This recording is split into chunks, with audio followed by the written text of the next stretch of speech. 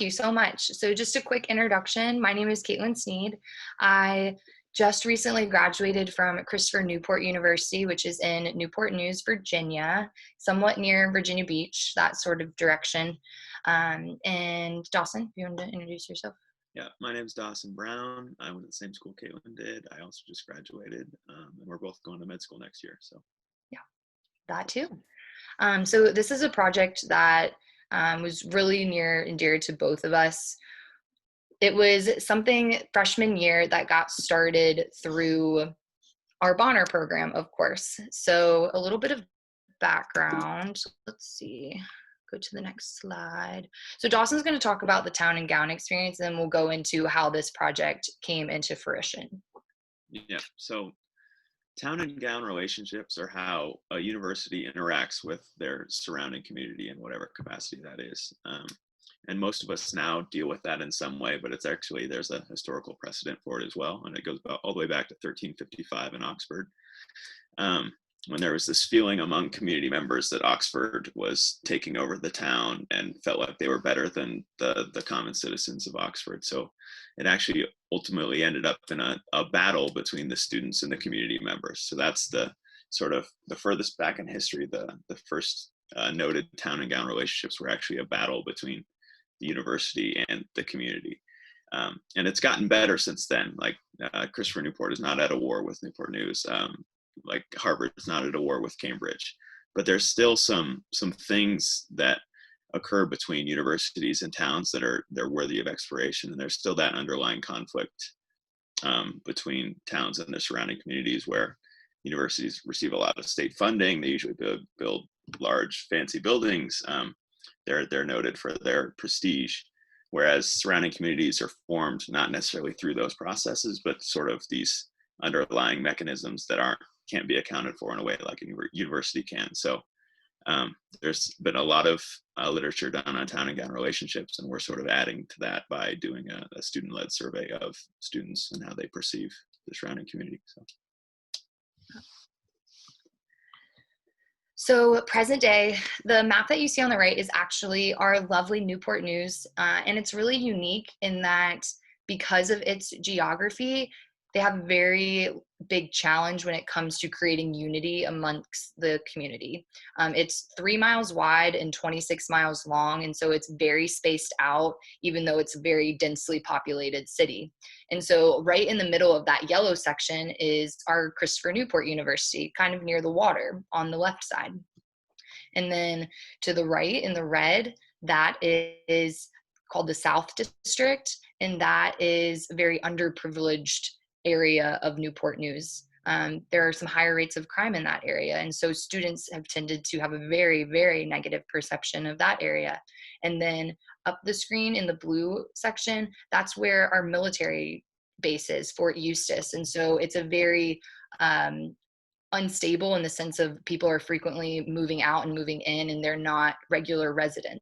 And so community has been a really big challenge, and I would say most students that come to Newport News are not thrilled about, the college scene taking place in the surrounding area.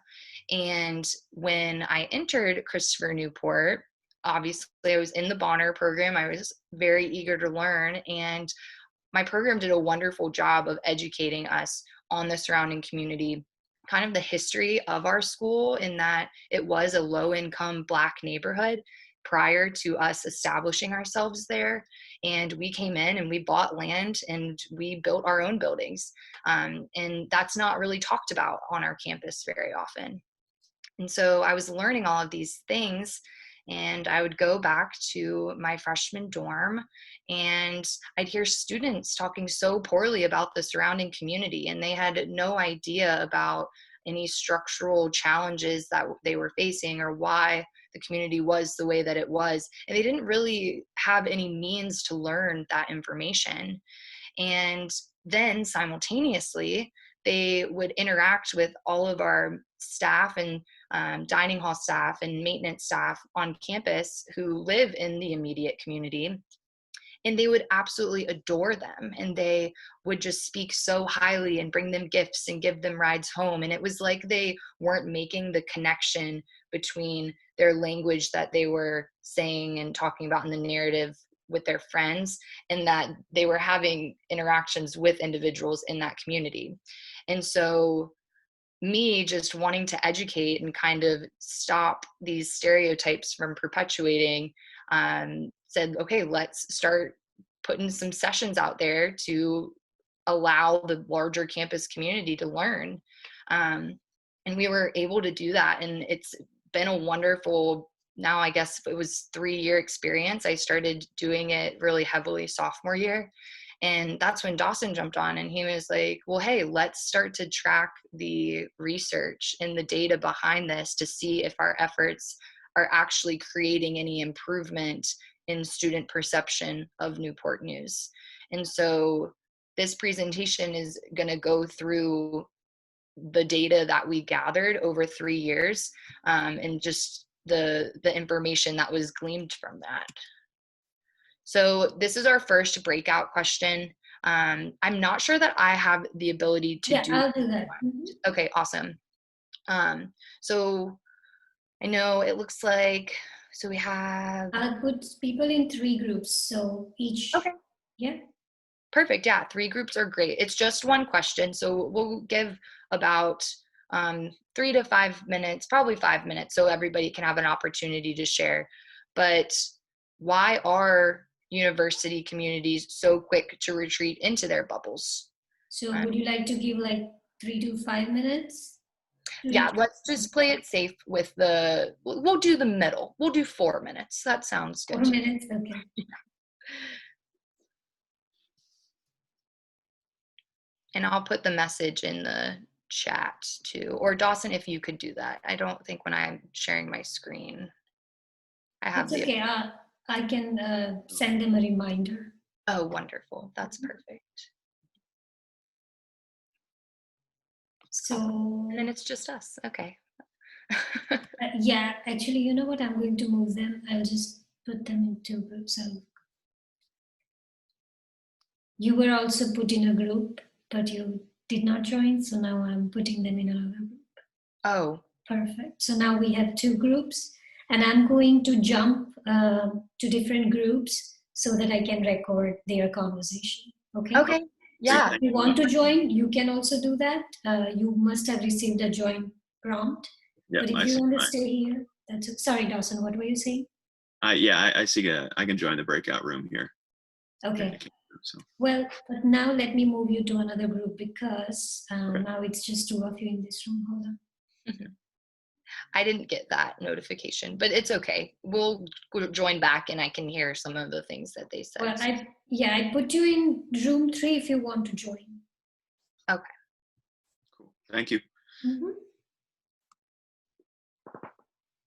And personally, like, even though it's like named after the city, we're not like really like that close to it, I guess. Like, it's still like downtown is 6 miles away, and there are like other areas that are even farther away. So like geographically, like, we're pretty separated. And like basically our school is kind of like in the suburb, like it's a suburb area. There's like a lot of big houses, and like people only like buy houses there, whereas like the city is just kind of like, you know, more of a classic city. So I think that is a huge part of it. People are just kind of like get surrounded in like it's a nice area, and like that's a good thing. But people just get like used to staying there, and they just like really like it, I guess, and they don't want to like explore the city, I guess. So you mentioned the 6 miles of distance between your downtown and the university. Yeah. So that's interesting. And is there anything in downtown that's compelling for people, like reasons why they go there? Is there a reason why you mentioned like explicitly the downtown area? I mean, I think it's pretty cool. There's a lot of good restaurants and stuff like that. They have like theaters and stuff like that. So it is pretty cool. I just think like it's not like really easy to get to. So okay. I guess people just don't do it a lot as much. Yeah. So geography then. Okay. Yeah. I think what happens from what I've seen from a student perspective is Okay. Oh yeah. Deal. Awesome. Awesome. How's your day been? Rashida? Yeah. Oh, I can't hear you for some reason. Sorry. There- Yeah, that's okay. thank you. My day has been going great. We had amazing session. Morning we had open space discussion, so that turned out well. Yeah, I'll Good. join you back in 1 second. I'll record another group. Yes, absolutely. Because now there are more people, I'm going to give them 1 more minute to wrap up, and then I'll bring them back. Okay. Thank you so much. To the community, but kind of other than that, it's very much a berry bubble. And Allison, it's great to see you. Good to see you too, Cindy. I'm Alison Morrison-Shetler. I'm the incoming president at the University of Lynchburg. Oh, okay. And so I'm going to be working really closely with Cindy. In fact, we already have been, which is great. I think the university bubble is a very common thing. I was at Elon University and it was called the Elon bubble. I'm just finishing up my time at Western Carolina University. It's in the middle of nowhere, and so it is the community. There is no town center. The town center is the center of campus. And so I resonate a lot with what Michael's saying. This bubble thing sometimes comes out of necessity. I think where places are located can make it even more of a bubble or less of a bubble, depending on what it is. The community for here, where I am at the moment, the community are the faculty and staff and the students. That's it. And so we're serving each other in many ways, as well as serving the greater community, which is very rural and very poor. So I think it's a real thing in lots of places, but sometimes for different ideas or different reasons, rather. I think schools also, they do a good job of providing everything students need. And side note, my son goes to Elon, and who would want to leave the campus? they give them everything.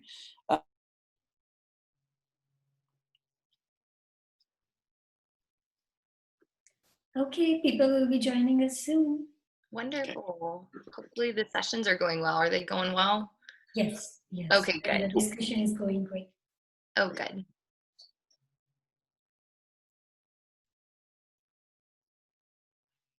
Yeah, they have about 30 seconds left, and then they'll come back here. Okay, perfect. I think it's so unique that you can do the group breakout sessions. I didn't know that it could do that function before I was on another session earlier. How was that session? Oh, it was great. It was the one that Vanessa led. I wanted to be sure to get on there and support them and see what they were up to. So they were talking about the generational gaps, and it was really wonderful. Good. Yeah. Dawson, did you attend any or not yet? Caught a piece of the Vanessa one. I've actually been in the Montana wilderness for most of the past few days, so I haven't had time to jump on as many as I'd like, but I'm going to watch all the recorded ones. So. Okay, everyone is back. Wonderful. All right. So hopefully those breakout sessions went well. If you guys could, in the chat at the bottom, if you could just type in one thing that somebody else said that was really unique or that stood out to you, maybe provided a new perspective. And while you're doing that, I'll answer Kevin's question here. So does the fact that CNU was construction in a historically Black community mean that Black and brown residents were displaced and that the area was gentrified? So definitely displaced. So a lot of eminent domain was claimed on a predominantly Black neighborhood. So those Black residents were forced to move elsewhere in Newport News, which paved the way for this construction of this large university that is Christopher Newport University. So they were displaced, but it's not gentrification in the traditional sense that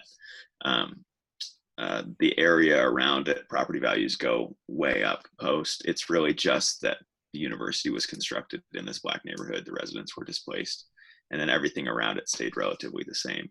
So it's kind of it's an interesting situation, but definitely people were displaced, and that adds to the context of our university and the context of this whole project. So.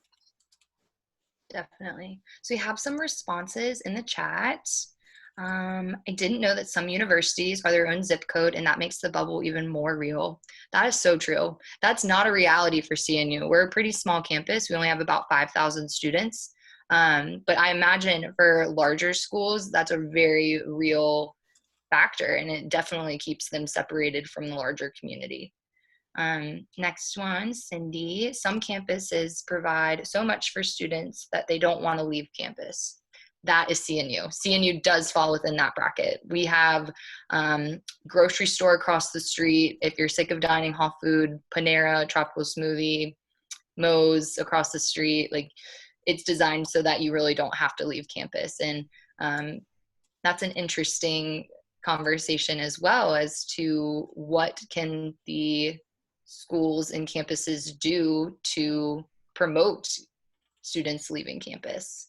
Yeah, and isn't that a weird phenomenon in general? Like, Caitlin and I aren't old enough to send our kids to college yet, but if we had kids and we wanted them to go to school, would we want them to have more tropical smoothies and more better housing, or would we want them to have the experience of being able to be a part of a community and engage with the community, engage with things like poverty and community development? It seems like the market's gone a weird direction there, where students are appealed to with these bubble-like formats and not appealed to with learning from the outside community like universities would have existed in ancient Greece or even Oxford in the 1300s. So it really is a weird phenomenon that just adds to the bubble-like experience.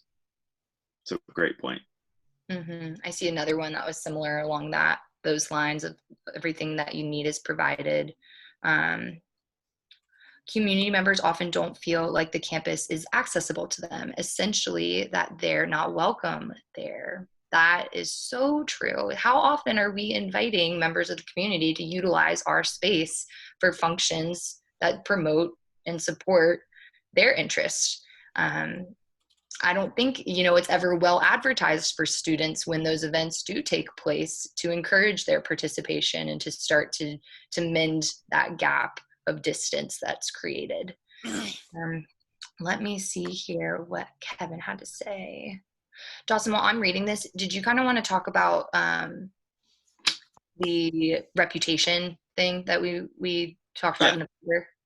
Yeah, so one thing that's really important, or it sort of goes with that zip code comment, is the notion that universities are created and recruit based on prestige.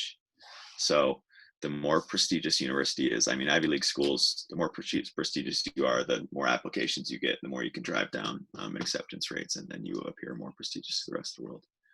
And so when you have a place that's defined by prestige, in a lot of cases, they try to keep everything that isn't necessarily prestigious out. It's that clear delineation between, hey, inside this bubble, we factor prestige, we're really important, we're really smart, and anything that can disrupt that in any way, we're going to treat as the enemy because we're trying to recruit students based on that. So that's really a large hurdle to overcome in a lot of cases. And you see the difference between, community college, there's a lot less gap between students in the community, but the more prestigious a university gets, the bigger the buildings, the fancier the buildings, the older the books, as I say, the more there's that delineation between us and them, because everything that happens in the real world can sometimes be messy and it can sometimes be hard to deal with. Whereas they can keep everything really contained within their university and just factor in that prestige. So that's a really hard hurdle to jump over. And we'll get into the research in a minute on how sort of things we can do to prevent that. But it is sort of this systemic problem with higher education. Yeah, and that ties in well with the question that Kevin asked. Kevin is asking, so with a campus that provides everything and doesn't really incentivize students to leave, how do you get students to know about what's going on and how getting off campus does benefit them? And that was one of the foundational questions of this entire project and this entire initiative. And we'll, like we said, we'll get into the research. But one thing that we found was that starting at freshman orientation is really important, because you're able to catch those students before any upperclassmen have influences on their perspectives and on their opinions of the surrounding community. Luckily, because this project has been going on for 3 years, we're able to see what it looks like when majority of the school has been given that intervention. But there's still the reality of people aren't going to listen. People still aren't going to have their perspectives changed, that sort of thing. But we're going to go ahead and move on to the next question. Thank you for keeping us on track. We're going to do breakout. Do we have time to do breakout, do you think? Or So no? it's 3:22.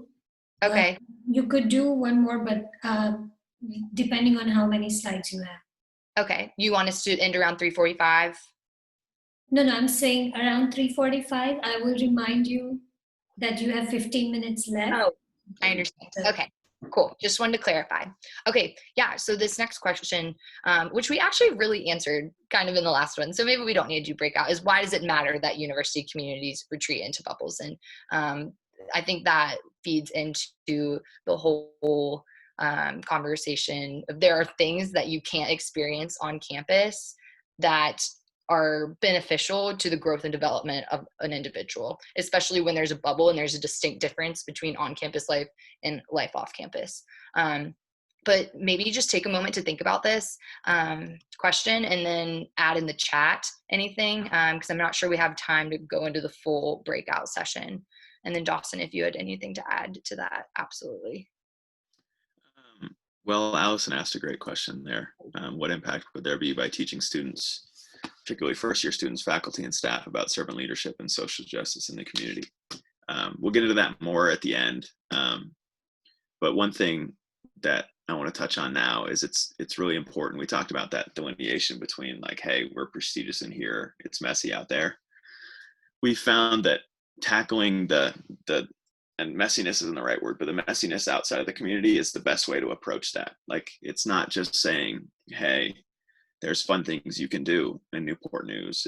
There's restaurants, there's bowling alleys, there's all these community events you can go to. It's, let's talk about poverty and race and structural forces that create some of the dynamics that you see outside of the campus. So when we talk about servant leadership and social justice, if you tackle the problems head on with students, usually a lot of times they're really receptive. And then once they hear it from students, they're like, hey, these are the issues, this is why they exist, and we can tackle them as through servant leadership, through social justice, through so those sort of forces, then students are way more willing to do community service and participate in the community and go do fun things.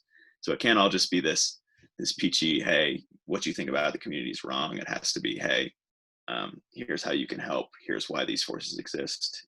Here's why we need social justice, and then go forward from there. So I cannot see the chat. So Dawson, I'm going to pass that responsibility of managing those questions. We'll be on chat duty. Thank you. Thank you guys for all the great questions and comments. And I'm also keeping an eye on chat. So all the questions, I mean, if you want to keep responding to questions now, that's fine too, or we can do it at the end, last 10 minutes. Okay, yeah. Great. Thank you. Yeah, let's go ahead and power through to the next stuff.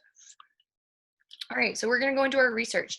So one thing that was really important to our research, and recognizing that I haven't pointed out yet, is that our university is a predominantly white institution in a majority minority city. So we have 97% white students. And like I mentioned, we are in a majority minority city. I just saw Kevin go, wow, yeah. So these are very necessary conversations in our community that weren't being willingly had prior to this project. So we were really eager to step in and start to have these conversations. So it was 3 years of survey work. Like I mentioned at the beginning, it was mainly in place to track our progress. But then the thing that was really unique is that we were able to also see the impacts of perception and what sort of demographics and categories that individuals fell in that impacted their perception. So moving on. So the population that participated every 3 years, I'm sorry. I have a 10-year-old brother, so can't always keep him controlled. But so the first year was really successful. We had 25% of our student population participate. As you can see, each year participation levels went down. We don't really have an explanation for that. We released most of them around the same time. So we're not really sure why there was a drop, especially in the last year. But Dawson, do you kind of want to speak to that a little bit? Why it dropped? Yeah. So we got funding up front. So initially we had about $500 to give away in a lottery system if you responded. That's why we got such a high thing at the beginning. And then over time, we also submitted it for IRB approval. So we had to do a whole approval sheet. And if you add less money and an approval sheet than that, then the amount of students that actually take it will go down, just because of the activation energy becomes a little bit higher. But even with about 10% of the student population, that's still a sample size of 500. So even though it went down, we could still glean some pretty consistent results from it. So. And as you see, we had majority women respond to it, and race majority were white, as that follows our school population. And it was equal split between political ID and family incomes brackets that we included. And then some of the student specific things that we wanted to see like, where were these students at in their schoolwork, community service participation? Were they involved like in the honors program, or we have a leadership program called Presidential Leadership Program that encourages student involvement, things along those lines. And then of course their class standing, freshman, sophomore, junior, senior. And so the results. Yeah, so we could jump to the next slide. So over 3 years, we saw that the population, or the perception of Newport News from Christopher Newport University among students was generally positive. So 67% pretty consistently reported that they had a positive perception of the outside community. Now, with that being said, we also asked, there was 6 important metrics that we covered. What is your perception of Newport News as a city? Do you feel like Newport News adds to your college experience? Do you feel like you're a part of the Newport News community? Do you feel like you're a part of the school community? Do you feel safe on campus versus do you feel safe off campus? So we found that to be expected in a bubble-like system, a lot fewer students felt like they were a part of the surrounding community, where almost all students felt like they were a part of the Christopher Newport University community. So that was a big gap. Also, almost all students said they felt safe on campus, but a lot fewer students said they felt safe off campus. So you can see that in the table. Every table is going to look like this that we go through. The mean it was a Likert scale from 1 being strongly disagree to 5 being strongly agree. So the mean is just sort of a way to categorize or operationalize the score on a Likert scale. So you can see that more than half have a positive perception of Newport News. More than half feel that the city actually adds to their college experience, and more than half feel like they're part of the school community. But what's really important there is that more people feel like they're a part of the school community than the city community. More people feel safe on campus than they do off campus. So, next slide. And then we also found that the results are stratified based on race, political ID, and income, which is tough to see, but it's important to note. So you can see here, it's the same sort of table with the white sample versus the black sample. And you can see that Black students tend to have a more positive perception of the majority minority city. They feel like the city adds to their experience more. They feel like more a part of the city community. They feel way less like they're a part of the school community. Black students in a predominantly white school. They feel more safe off campus. They feel more safe off campus compared to white students, and they feel less safe on campus compared to white students. So the results clearly stratified based on race, whereas Black students at a predominantly white institution in a majority minority city feel safer off campus relative to white students, and they feel like more part of the city than the school relative to white students. Next slide. Ooh, back one. And it also stratifies with political ID. So Republican students tend to have a worse perception of the city, and tend to feel less safe. But anytime the word community is involved, Republican students tend to have a more positive outlook or positive results. So it's kind of a weird the political idea one's weird because Republicans have a worse perception of the city at large, but they feel like more a part of the city community, and they feel like more a part of the school community. So it seems like that word community really changes the outcome. But overall, perception-wise, Democrats tend to have a more positive perception. Republicans tend to have a less positive perception. Next slide. And then one we thought was really important to track was community service. So do people that do community service have a better perception because they do community service? And there might be reverse causality there, where if you have a more positive perception, then you're going to go do community service. So it might not be if this, then that. But we do find that people that do community service tend to have a much more positive perception of the city, feel like the city adds to their experience, feel like more part of the city community, and then also have a better experience on campus, it seems. They feel like they're more part of the school community. They feel safer on campus and off campus. So community service, as countless research articles have shown, appears to have a benefit to this as well. And then, like I talked about, it's stratified income-wise too. Students of high-income families seem to have a way worse perception of Newport News than students of low-income families. So we see the stratification in race, we see it in political ID, and now we see it in income. And then another important thing to note is that perception declined over time as you were in CNU. So your freshman year, it tended to be really high. About 80% of people had a positive perception of the surrounding community. The second year, it didn't drop very much. It was still about 76%. But then your junior and senior year is where it dropped way down to about 62 and 63%. So that's a really interesting phenomena in that it seems like the more time you spend in a place, the worse perception you have of that place. And that's an interesting human behavior question. It's an interesting community service question, but it also adds a layer to the discussion about bubbles and school communities.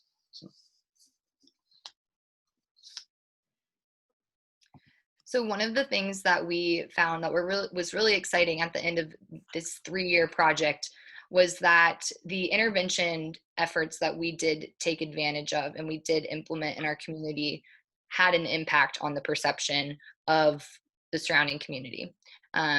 Previously, it was around 68 or 67% of students had a positive perception, and now it's up to 72, which doesn't seem like a huge monumental shift, but any progress really is significant, because when you flip the numbers, there is still a 33% amount of students that have a negative perception, and that's pretty big. So any way that we can decrease that is good for the CNU community or your college community, and also the surrounding community. And so some of the intervention methods that we did consistently was at freshman orientation. We gave a presentation to all students that introduced them to the city, just simply gave them things to do that were off campus, and started to shift and frame those negative perceptions to be more positive. I know for me, when I came to Newport News, I already had family members saying, hey, don't go off campus after dark, things like that. So those seeds are already being planted before they even come to the university. And they're just going to be reinforced by current students that share those same beliefs. So any way that we can reverse that and start to have a more positive conversation as soon as they enter our community, it's going to have an impact on the perception. And then we took it a step further after we realized that's not really enough. Like, we learned more about the structural forces that created the situations that we have in Newport News. And we felt students needed to know about that as well. They're very protective over what, they introduced to the freshmen at their orientation. And so we had to be kind of strategic and kind of go off independently and present to any existing club and organizations that would have us. Luckily, we were able to get to quite a few people. If I had to put a number to it, I'd say all in all, over the years, we gave the systemic racism presentation to probably like 300 people, 400 people, something along those lines. And on a smaller campus, that's a pretty large amount. So those sorts of interventions, as we can see, had an impact on the perception of Newport News. And so what does this mean? So while we can't definitively say that individuals within these demographics are more inclined to have a negative perception, it can be a good first step in recognizing, okay, well, this is a group of students that maybe it needs more education, more insight into why the surrounding community is the way that it is. And kind of infiltrating in those ways could create a more significant jump in positive perception. Yeah, and some of the limitations data-wise, our standard deviations were fairly high, so that's why we can't say for sure that demographics or student characteristics cause these perceptions or even correlate strongly. But it is a good first step of, in 3 years, we consistently saw that Black students had a more positive perception of the community. We saw that Democrat students generally had a more positive perception, and we saw that it was stratified on income as well. So we can say that if these things were consistent over 3 years, then it's at least worth pursuing further with more studies. I know we're going to keep the survey going forward and try to get that sample size up so we can make sort of these clear delineations and sort of add to that. But this is a good first step going forward in terms of the research. And so we just have a few discussion questions. How many folks are on this call? I don't get to see all the things that you all see on your end. 11, okay. Including you two. Gotcha, okay.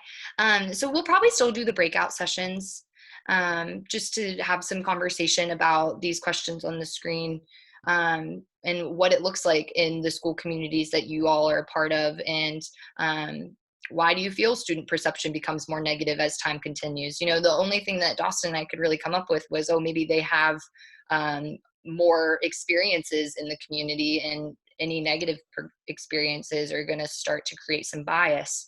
Because it wasn't just like, oh, after freshman year, it just declines and then it plateaus. Like, it was a continued decline. So why is that? And then how can Bonner step in to consistently address these challenges and conflicts? And then we'll come back and answer any and all questions that you all have. We're excited to be able to do that. Okay, so we'll give about 5 minutes for people to. That's perfect. Okay.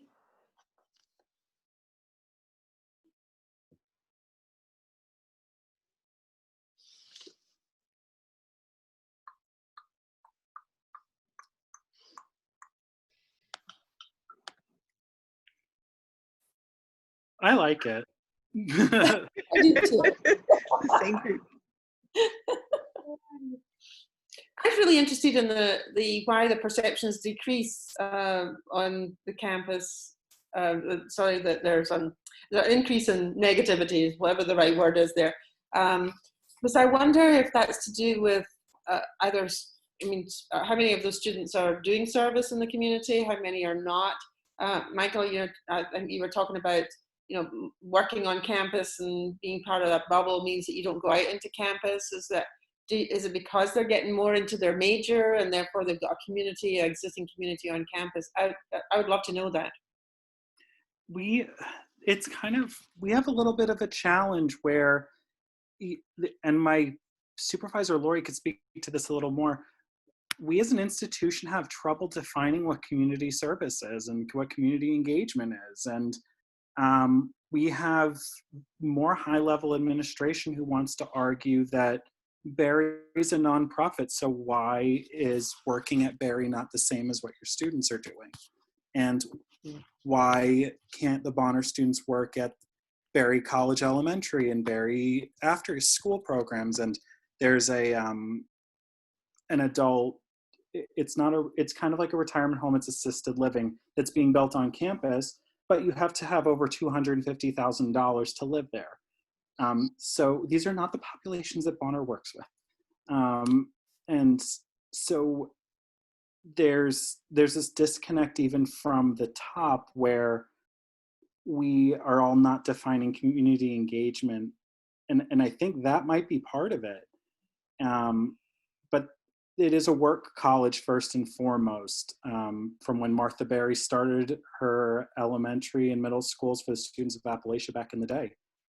A lot of the students come here for the work opportunities and to be able to work not agriculture, but work with the dairy cows and work with things like that to go with their animal science major. So I think some of the students are really okay with not going into the community, but they also don't know what they're missing. Thank you. Yeah. I wondered if there was, trying to be hopeful, maybe a general feeling as they get older in college that they're more ready to go. like, okay, we've been here a while. I underlined. I don't like that. I'm going to another one. Okay. Awesome. Thank you. I feel like at the same time, as you continue through the Bonner process, you only learn there are more problems in the community. And I wonder if that kind of burnout or fatigue contributes to that for Bonners as well, where is too much community engagement causing that perception. I don't know. Mm-hmm. I've heard students talk about those hazards often. I've experienced some of them too, but those are the phrase hazards is what Robert Coles uses in one of his books when he's talking about a life of service and what happens there. So perhaps, my mind immediately goes to think about, okay, what do we do about it as people who run these programs? And so, mapping out what all the different hazards are, and someone like Coles gives a typology for different ones. And so then we can go through those and say, all right, here's how you would address, people who are frustrated by not being able to get things done in the power structure of their community. Here's how you address people who feel like their health is suffering because of it. Here's how you address this next thing, and all of that. That's where my mind goes right away. That'd be a fun activity for a student leadership team. Wink, wink.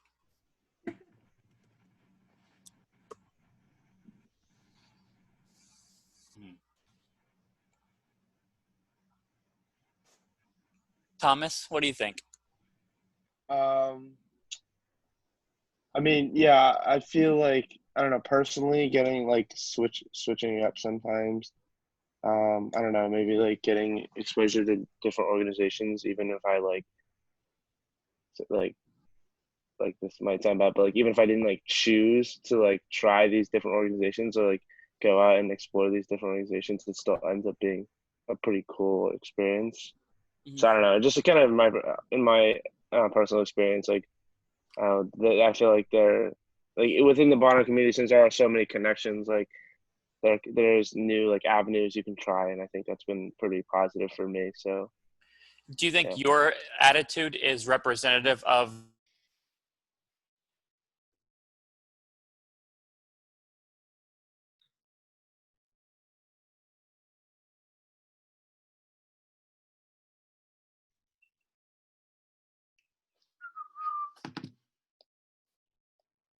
People will come back in about 40 seconds. Awesome. I did have a question for you in the meantime. So Yeah. you talked about intervention, right? So this intervention was for freshmen for orientation part? Yes. So did you do that every year? Yeah, so we started doing that. So for the incoming class right after we were freshmen. So did you create a separate survey for them? How did you know that because of this intervention, their perceptions started improving? Did you follow the same group, or did you create a separate survey for freshmen? Yeah, so we were freshmen, and then that very first summer, we were able to do it with the first class entering after us. We didn't perform the survey until that fall. So I guess the first group was kind of a little bit of a lost cause in a way because we didn't have survey data prior to that. But we were able to have the data from the sophomores, juniors, and seniors that hadn't received the presentation. And then because we continued doing the work and doing the survey each year, in a way we were able to track that very first group that got it. And so now when you like think about the percentage now of the classes who received that freshman presentation and those who hadn't, the school is now at like 3/4 of it, because the juniors, sophomores, and freshmen that are presently attending have all received it. And so we're able to track through that. But going back, like we did still see a decline in perception as years went on consistently every year. It's just overall the perception that started at 67% positive has had a 5% increase to 72%. Thanks. Yeah. Any other questions? You could unmute yourself and ask your question. We have about 12 minutes. And should we stop sharing the screen so you can see everyone? Yes, I will do that. Great. Cool. I know that there were some in here. Yeah, we can. So about the first, Caitlin had this idea, and she started to talk to our the director for the Center for Community Engagement at CNU. And the first thing he said to us was, "There's this cool thing that Brown does about this." So that was sort of a baseline thing that we used of like, hey, how do we approach the structural forces as well as the fun things to do? So yeah, we definitely did use that as a resource. And one thing we'll do is we have all the presentations that we've done, both about poverty and urban segregation in Newport News. We have them about fun things to do in Christopher Newport and Newport News. So we have all those resources we can just share for anybody that would find use in them. And we do it as part of the Christopher Newport University does a sort of service plunge every year as well. They call it the Day One of Service, where everybody from the school goes out and participates at one service site. And this was in addition to that. So, and we found it really helped giving it context, because like my Day One of Service, I went to a hospital and I didn't know where in the city the hospital was. I just knew my work in the hospital. So combining the two pieces of that Day One plunge with here's some information about the city, here's the context of the city, is really helpful for students, where they both have the ability to now serve and the context and the understanding of the place that they're going to be serving in. Thanks. We have 2 more questions in the chat. Do you want me to read them or? Yes, Yeah, please. you could do that. That'd be great. So Alison, actually, yeah, she asked both questions. One, how do you know how many of the local community are admitted to the university?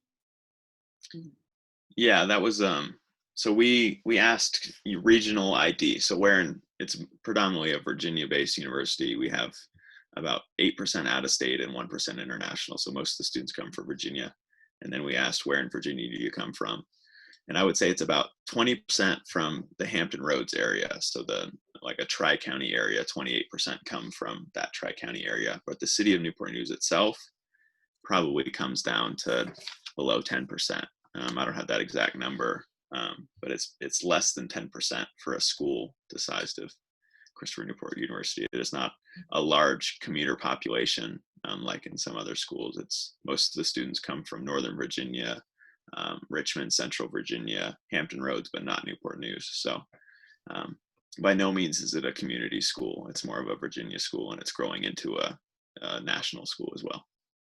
And some background behind that, it's interesting because CNU was predominantly a commuter school for a very long time. And it was only with the entrance of the current president that it really started to take form and shift into the school that it is today. And just last year or 2 years ago, Vanessa, you'll have to correct me if I have it wrong, but they implemented something called the Captain Cares Fund. And they selected high school students from the local Newport News Public Schools and granted them acceptance. I think is it 20 students, Vanessa? You know this answer. No, it's close to 80. It Okay. just started last year. Awesome. So 80 students from the local Newport News community are granted acceptance sophomore year based on their performance. And as long as they maintain certain standards of performance, then they're granted acceptance and they're provided free or like very, very subsidized tuition. Yeah, It's a great step in the right direction. It's based on income level and or first generation status, and then also they have to hit certain GPA or grade benchmarks. Yeah. But I mean, it was very clear that we were not attracting individuals from the local community. And I distinctly remember one of the reasons that I was able to give this presentation to incoming freshmen that very first year, as only a freshly sophomore, just finishing my first year myself, was because I was an orientation leader. And by being an orientation leader, we got some background and information that they give out to trainings and wise that we can provide to freshmen. And there was this video where they went through the history of how CNU was established. And I distinctly remember when they were trying to pick the location of where to, you know, have this new university that is taking form in the Hampton Roads area, they were trying to choose between Norfolk, Hampton, and Newport News, I think. One of the Norfolk or Hampton and Newport News. But they ended up picking Newport News because they were like, every great city needs a great university. And I always went back to that because we became this great university and then we cut ourselves off from the city. And it was just so ironic to me that we did that. And so it just became so evident these last few years. And a lot of people jumped on board that like, we need to start better integrating ourselves into the city. And this Captain's Cares Fund has been established, and we haven't had our first class of students for that just yet because they're still not quite ready for entrance into college. They're not old enough. So I'm very excited to see how that program continues to grow and how it succeeds once it does get here. There is one more question, and that's about faculty and staff. So do you think that faculty and staff are aware about all these opportunities, or is there something that can be done so that staff and faculty can do to engage more students in community events? Yeah, I would say that some departments do really well. So the social work department, the sociology department, the economics department, for the most part, those departments do really well. And then there's some departments like Caitlin and I were in the cellular molecular chemistry and biology department, and it's almost non-existent there of the engagement with the community. So that's definitely the next sort of step we want to take is how can we get this message to faculty so they can emphasize it to students. And then also, what is the perception of community members looking in? We think that's an important layer as well. So those are the two sort of areas for future interest that we want to jump to. And we think with that, we'll be able to get this sort of larger picture of what town and gown relationships look like from the inside looking out and the outside looking in, and what faculty can do to help. Yeah, and speaking to that question a little bit more, when it comes to like communications of events going on around campus, CNU is pretty superb. Like we get a daily email of events going on, things to participate in. That presidential leadership program and the honors program that I mentioned, they're very heavy influencers of involvement, and they have a lot of requirements within their program for their students. And the honors program is kind of small. There's about 100 students per a class, but the PLP program is pretty big in comparison to the larger school, in my opinion. Like there's about 400 students per class. And so those influences are definitely there, and the ability to disseminate information outside of exclusively faculty and staff are there. And also, of course, the Center for Community Engagement, which is what our Bonner program is out of, that is considered a pillar at our university. Vanessa is the director of our Center for Community Engagement. And so they are constantly reaching out to our students and informing them of community service opportunities. But, you know, sometimes even though they're given all of the information, it's like you lead a horse to water, but you can't really get them to drink. It's just we're giving them everything that we can. We need to find another thing that is going to encourage them to get off of campus, leave the convenience of having everything there, and see the benefit of exploring. And that freshman presentation that we gave was really geared towards that, was showing them that, you know, you can have a wonderful college experience if you stay here. Like it's not going to ruin your college experience by staying on campus all 4 years, but you can have it such a cooler and better college experience by getting off campus and really seeing what this community has to offer. And the last thing I'll note is it's so important for that message to come from students as well. So like if all these incoming 18-year-olds listen to some professor, not to diminish the value of professors and faculty in this, but if they hear fun things to do in Newport News or fun places to go or cultural events from a professor, it's just so different from a student. And when a student can weave in structural forces and poverty and urban segregation and social justice, then it becomes this, oh, hey, we all do that here, as opposed to, well, that's something that the faculty wants us to do, but we don't really do as students. So it's the student-led part is a really big piece of all this. Great ideas. Any other questions? We have like 2 more minutes. And people have commented on your outstanding work and research, and we all thank you for doing that, because that will inform next steps for the like what the university can do. So that's great. That's helpful. Absolutely. And speaking to, I know Dawson mentioned that we can post our presentations that we gave. I already provided this presentation in the community learning. Yeah, I already posted it on Bonner Learning Community. Bonner Learning Community, perfect. And so we'll actually provide our presentations that we provided to the freshmen and to the existing clubs and organizations, so that you guys can utilize that as an example to hopefully mock something for your university. And we are looking to publish our research paper. We have that written up. We just have a few final edits, and hopefully we'll get that in a journal. That's very exciting. Yeah, thank you. Thanks for listening, everybody. Yeah, thanks for jumping on. We're excited to share all of this. Excellent work. Good luck in med school. Thank you. Thanks. Thank you. Yeah. No big deal. Yeah, we're still trying to figure out, are we starting online? Are we starting in class? All of that fun stuff. So around July. Are you going to the same school? No, I'm going to a school right by Virginia Tech, and Dawson will be going to UVA. So we're kind of near each other, but not the same school. Okay. Cool. Good luck.